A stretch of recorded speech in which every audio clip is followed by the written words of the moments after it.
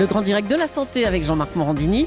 Et aujourd'hui, Sabrina Philippe, le docteur Martine Pérez, généraliste, Anne Le Gall d'Europe 1 et le docteur Marcel Ichou, généraliste. La France est le 4e plus gros consommateur d'antidépresseurs en Europe. Selon une enquête, les Français consomment en moyenne 6 comprimés par jour. Les antidépresseurs qui sont des psychotropes. Qu'est-ce que c'est des psychotropes, docteur Marcel Ichou ? Les psychotropes sont des médicaments, en gros, qui marchent sur le psychisme. Mais il y en a plusieurs catégories.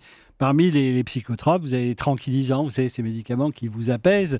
Vous avez des neuroleptiques qui sont des médicaments beaucoup plus agressifs, plus forts sur des maladies qu'on appelle les psychoses. Et puis, vous avez les antidépresseurs. Et enfin, les thymorégulateurs. Alors, thymorégulateurs, c'est ce qui régularise votre humeur, en gros. Alors, les antidépresseurs, on en consomme beaucoup, visiblement en France. Pourquoi on en consomme autant ? Alors, une première réflexion. Et avec Sabrina, on pourrait faire quasiment un duo.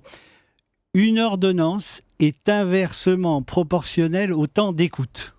C'est-à-dire, retenez bien plus ça. l'ordonnance est longue, moins on vous a écouté. Exactement. D'accord. Ce qui veut dire que si quelqu'un vient et il me raconte son histoire, avec des sentiments de dévalorisation, une perte d'appétit sexuel, des sentiments noirs, des idées noires, des suicides, il y a, le diagnostic de dépression, il n'est pas certain, mais il faut en tout cas l'évoquer.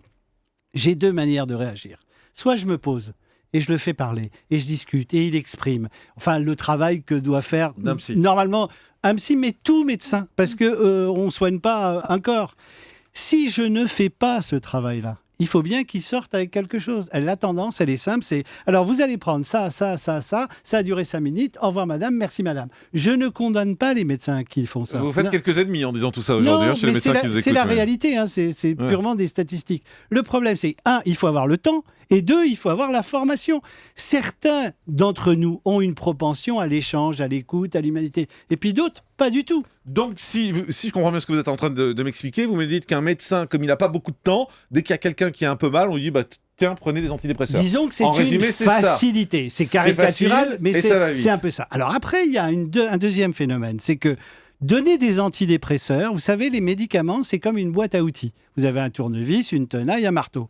Si vous prenez le mauvais outil, ça ne marchera pas. Autrement dit, pour utiliser un antidépresseur, il faut qu'en face, il y ait une vraie dépression. Et la vraie dépression, c'est pas le petit coup de déprime, vous savez, où on se rencontre le matin, on arrive, je suis pas en forme, j'ai passé un week-end. C'est pas ça une dépression. C'est quoi les signes de la vraie dépression ? Alors, les signes de la vraie dépression, il y a des signes, disons, caractéristiques spécifiques, l'humeur dépressive, la tendance un peu des idées vagues suicidaires, la dévalorisation de soi, la culpabilité à l'extrême. Ça, c'est des critères objectifs. Il faut qu'il y en ait au moins 3.